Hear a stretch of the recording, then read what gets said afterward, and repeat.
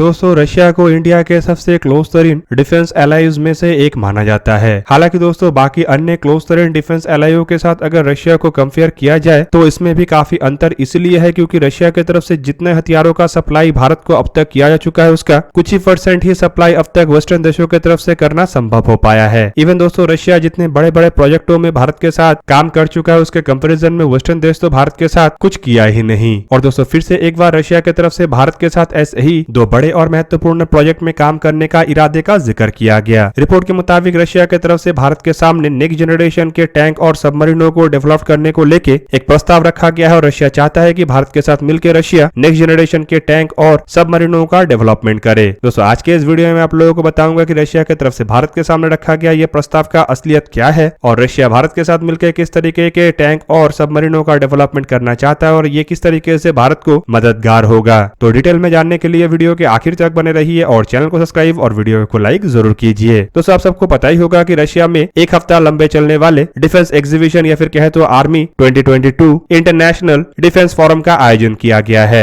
और दोस्तों यहाँ पे रशिया के डिफेंस इंडस्ट्री के वरिष्ठ अधिकारियों की तरफ से अपने डिफेंस इक्विपमेंटों को लेके आए दिन बड़े बड़े खुलासे किया जा रहा है। दोस्तों ऐसे खुलासों में जहाँ पे कई तरीके के नए हथियारों का जिक्र है तो वहीं पे कई सारे देशों के साथ मिलकर रशिया के प्रोजेक्टों को आगे बढ़ाने का भी जिक्र है। पर दोस्तों जितने भी बड़े खुलासे किया जा रहा है उनमें कहीं ना कहीं भारत को रशिया की तरफ से लिंक किया जा रहा है। एक्सपर्टों का मानना है कि भारत को लिंक करने के पीछे रशिया का जो मेन मकसद है वो है अपने हथियारों के मार्केट को एक्सपैंड करना और भारत जैसे क्लोज तरीन एलाई को वेस्टर्न देशों के पल्ले में जाने से रोकना। और दोस्तों ऐसे ही एक बड़े ऑफर का जिक्र रशिया के जो federal service for military technical cooperation है उसके हेड डिमित्री सोगोव की तरफ से किया गया और उनके बयान के मुताबिक रशिया भारत को जितने टेक्नोलॉजी ट्रांसफर और जितने बेहतरीन बड़े हथियारों को देता है उतना हथियार शायद ही कोई देश किसी अन्य देश को देता होगा और इसी वजह से दोनों देशों के बीच में जिस तरीके का रिलेशनशिप है वो सबसे मजबूत है। उनका ये भी कहना है कि रशिया भारत के साथ अपने इसी रिलेशनशिप को और मजबूत करते हुए ज्वाइंटली नेक्स्ट जनरेशन के आर्मर्ड व्हीकल और सबमरीनों को भी कोलैबोरेशन के साथ बनाना चाहता है। हालांकि दोस्तों रशिया का यह भी कहना है कि रशिया और यूक्रेन का जो लड़ाई चल रहा है उसके बावजूद और रशिया के ऊपर इस लड़ाई के कारण इंटरनेशनली जिस तरीके का सैंक्शन लगा है उसके बावजूद रशिया की तरफ से हर तरीके के सिस्टमों के तय समय में भारत को डिलीवरी किया गया और इनमें S-400 जैसे महत्वपूर्ण सिस्टम तक शामिल है। रशिया के वरिष्ठ अधिकारी की तरफ से S-400 सिस्टमों की डिलीवरी को लेकर यह भी जानकारी दिया गया है कि किस तरीके से दूसरे बैच के S-400 सिस्टमों का भी डिलीवरी किया जा रहा है। दोस्तों सर्गेई शोइगु की तरफ से अपने बयान में AK-203 असॉल्ट राइफलों का भी जिक्र किया गया है और उनके मुताबिक इन सिस्टमों को भारत में प्रोड्यूस किया जाना शुरू कर दिया गया है और इसका सीरियल प्रोडक्शन इस साल के अंत तक या फिर अगले साल के शुरुआत में किया जाएगा। उन्होंने अपने बयान में प्रोजेक्ट 11356 मतलब स्टेल्थ फ्रिगेटों का भी जिक्र किया और उनका यह भी कहना है कि इसे भी ठीक तरीके से आगे बढ़ाया जा रहा है लेकिन फिलहाल जियोग्राफिकल कंडीशन इस तरीके का नहीं है कि सही ढंग से सभी कामों को आगे बढ़ाया जा सके। दोस्तों यहाँ पे आपके जानकारी के लिए बता दूं कि जो रशिया के federal service for military technical cooperation है असल में रशिया का एक ऐसा संस्था है जो अपने हथियारों को अन्य देशों में एक्सपोर्ट करने के लिए काम करता है और अन्य देशों के साथ डिफेंस ट्रेड को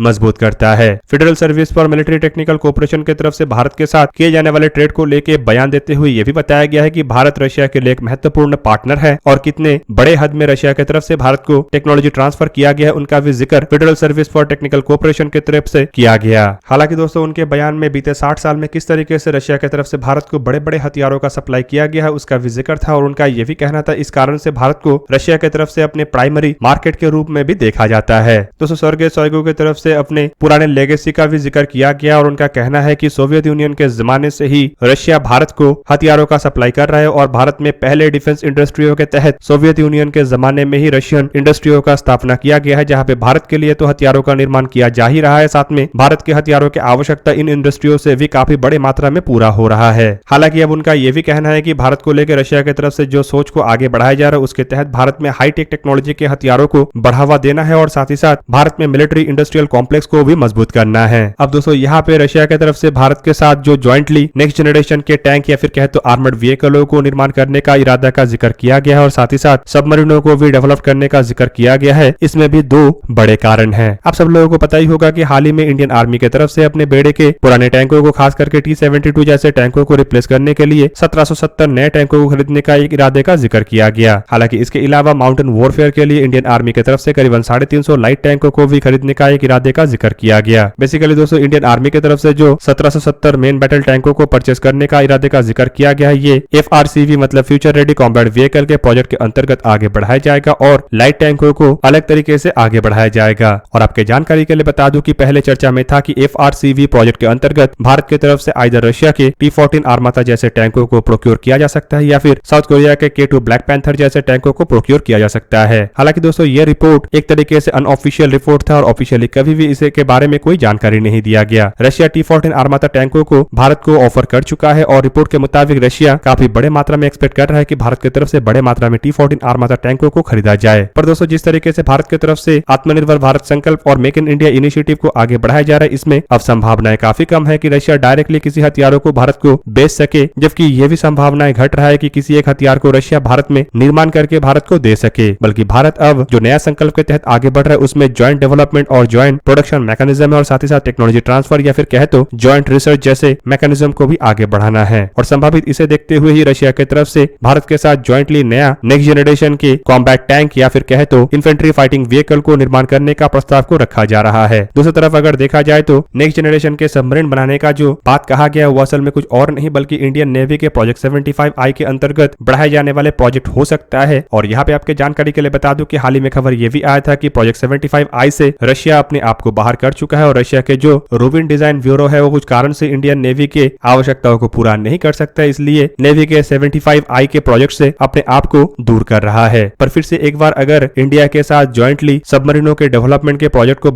आगे बढ़ाने का जिक्र रशिया के federal service for military technical cooperation की तरफ से किया गया है तो ऑब्वियसली रशिया कुछ अन्य इरादे के साथ अन्य सबमरीनों का ऑफर कर सकता है। हालांकि दोस्तों ये भी खबर था कि रशिया की तरफ से प्रोजेक्ट 75I से हट के अपने किलो क्लास के एडवांस सबमरीनों का भी ऑफर किया गया था ताकि इंडियन नेवी के जो अंडर वाटर बेड़े के स्ट्रेंथ है उसे मजबूत रखा जा सके। इसके अलावा दोस्तों आपको पता होगा कि इंडिया ऑलरेडी रशिया से 2 बार 2 सबमरीनों को लीज में ले चुका है जो कि कोई ऑर्डिनरी सबमरीन नहीं बल्कि न्यूक्लियर पावर अटैक सबमरीन था और अब तीसरे सबमरीन को भी इंडिया के द्वारा लीज में लिया जा चुका है। संभावित ये साल 2025 में तैयार होकर इंडिया को हैंडओवर कर दिया जाए। ऐसे में दोस्तों बड़े बड़े प्रोजेक्टों को हासिल करने के लिए रशिया की तरफ से ऑब्वियसली कुछ न कुछ बड़े ऑफर के तहत आगे बढ़ना पड़ेगा और माना जा रहा है कि ये उसी ऑफरों के हिस्से के रूप में हो सकता है जहां पे रशिया ज्वाइंट डेवलपमेंट के नाम पे भारत से बड़े हथियारों के डील को हासिल करना चाहता हो। हालांकि दोस्तों भारत प्रोजेक्ट 75I के अलावा इंडिजीनियसली बनाए जाने वाले न्यूक्लियर पावर अटैक सबमरीन और न्यूक्लियर पावर बैलिस्टिक मिसाइल सबमरीनों के प्रोजेक्ट को भी आगे बढ़ा रहा है और संभावित यहाँ पे भी रशिया की तरफ से मदद के नाम पे भारत के डील को हासिल करने का या फिर कहते तो भारत के सामने बड़े प्रस्ताव को रखा जा सकता है। हालांकि दोस्तों टैंक और सबमरीन के प्रोजेक्ट के अलावा अब तक अगर देखा जाए तो भारत और रशिया के बीच में ज्वाइंट वेंचर में कई तरीके के प्रोजेक्टों को सक्सेसफुली कंडक्ट किया जा चुका है और कई तरीके के प्रोजेक्टों को और भी रशिया आगे बढ़ाना चाहता है। सक्सेसफुली कंडक्ट किए गए प्रोजेक्टों में सबसे सक्सेसफुल है ब्रह्मोस मिसाइल के प्रोजेक्ट। अब सब लोगों को पता ही होगा कि ब्रह्मोस असल में रशिया और भारत के ज्वाइंट वेंचर का एक ऐसा मिसाइल है जिसे दुनिया के सबसे ताकतवर तरीन क्रूज मिसाइल के रूप में भी गिना जाता है और ये एक सुपरसोनिक क्रूज मिसाइल है। दूसरी तरफ अन्य प्रोजेक्टों को देखा जाए तो यहाँ पे सुखोई 30 MKI जैसे एयरक्राफ्ट 2 के प्रोजेक्ट शामिल है जो बेसिकली रशिया के सुखोई 30 एयरक्राफ्ट 2 के ही एक अपग्रेडेड वर्जन है लेकिन इसे लाइसेंसली भारत में बनाया गया है। इसके अलावा दोनों देश मिलकर तलवार क्लास के फ्रिगेटों के ऊपर भी काम कर चुका है और कई तरीके के मिलिट्री इक्विपमेंटों के सब सिस्टमों के ऊपर भी काम कर चुका है।